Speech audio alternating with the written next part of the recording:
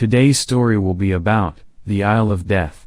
Somewhere out in the Atlantic Ocean, just east of North Carolina, lies an island shaped like a huge footprint with amputated toes. A ridge of mountains runs the length of the island. On one side the island is covered with a beautiful town. Mansions dot the hillsides and once beautiful gardens stretch out before them. But all the inhabitants of these wondrous homes reside on the other side of the island. If you look over the crest of the hills, you will see the vast expanse of a graveyard stretching from one end of the island to the other. For this is the Isle of Death. Its tale started in times too ancient to remember.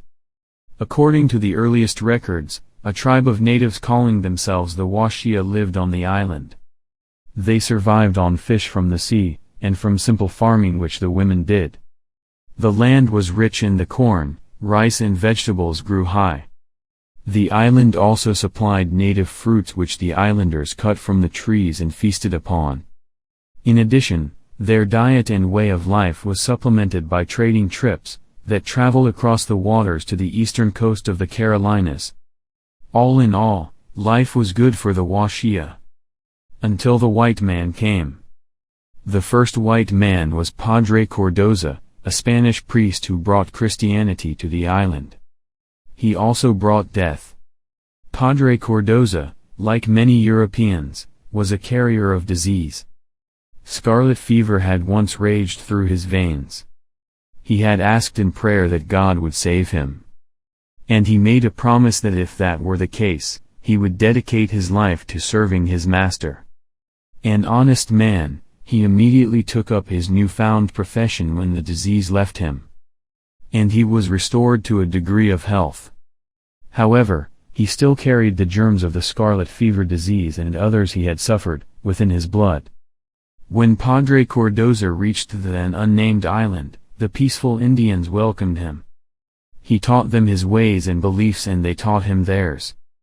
But before long the scarlet fever appeared. Not long afterward, it was followed by measles. The natives writhed in agony upon the ground, trying to rid themselves of the demons that possessed their bodies.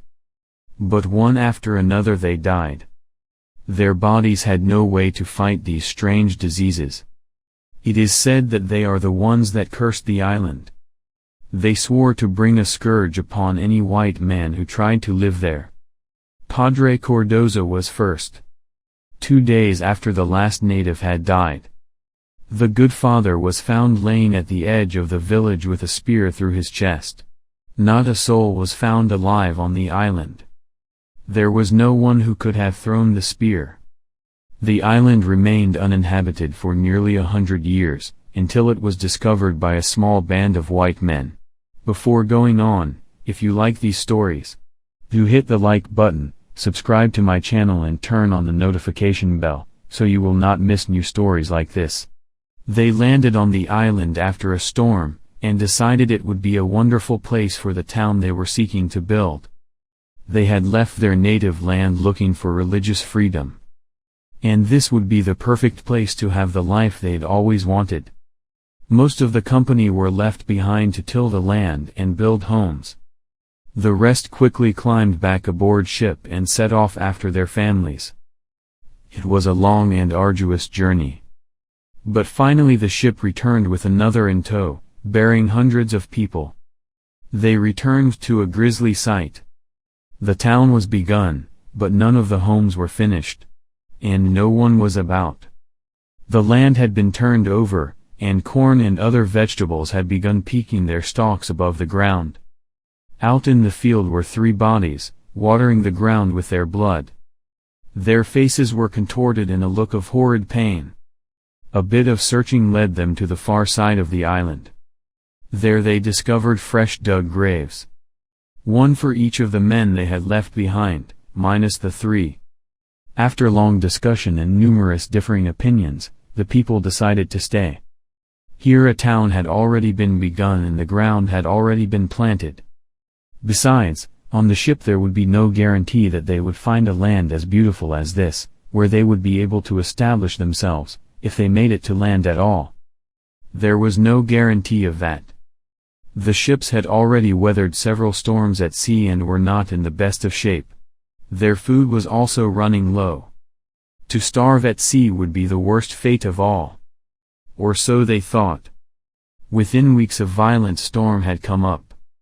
The first casualty was the ship, smashed against the shore until there was barely kindling for their fires. The storm subsided a day later, but the rains didn't. They continued for days, soaking the ground and drowning the few precious crops which had begun to grow. When the rain finally ran out, the townspeople stepped outside only to discover a horrific sight. The rain had washed away the dirt on the back side of the island. There, staring up out of the sand, was a hillside of skeletons. The men quickly covered the bodies over and set about building a ship. The woman began collecting food from the natural offerings of the island.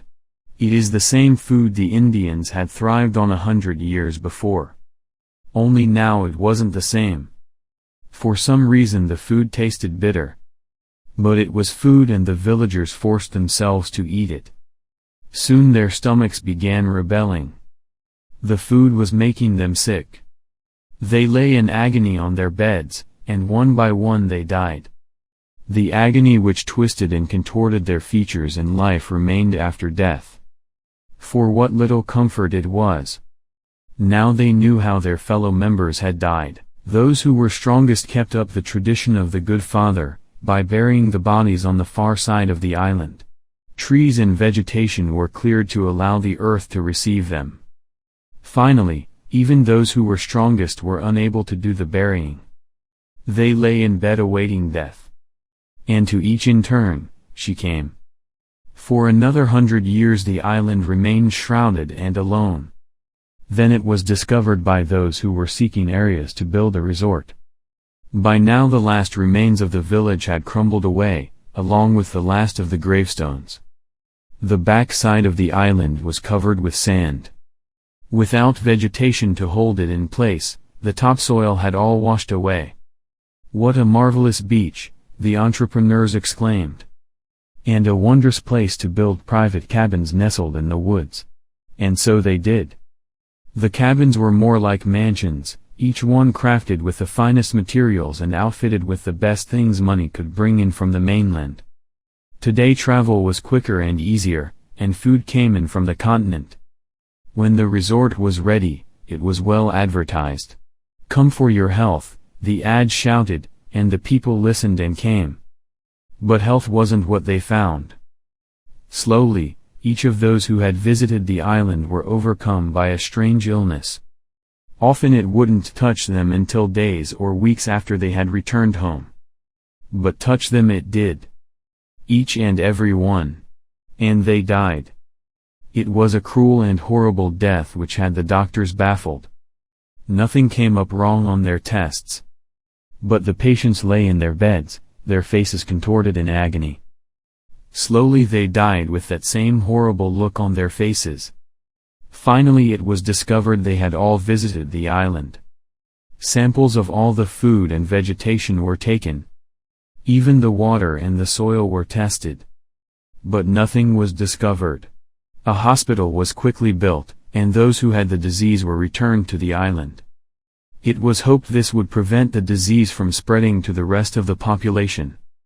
Everyone was returned to the Isle of Death to die, and a quarantine was enacted. No contact was allowed, not even letters back and forth to loved ones. No one knew when those they loved had actually perished. But they knew that once they had gone to the island, they would never come back. Now no one new came to the island. Those who had moved or had been moved there slowly succumbed to the mysterious illness. Grave diggers were kept busy day and night. They barely kept up with the dead. Finally, they too were laid in graves. Since that time no one has dared to visit the Isle of Death, and it still sits as a strange vision out on the Atlantic. It is often called an island half ghost town, half graveyard. Hope this video creeps you out, and if you like my video, please hit the like button, subscribe to my channel and comment down below. I will be making more videos like this. Thank you.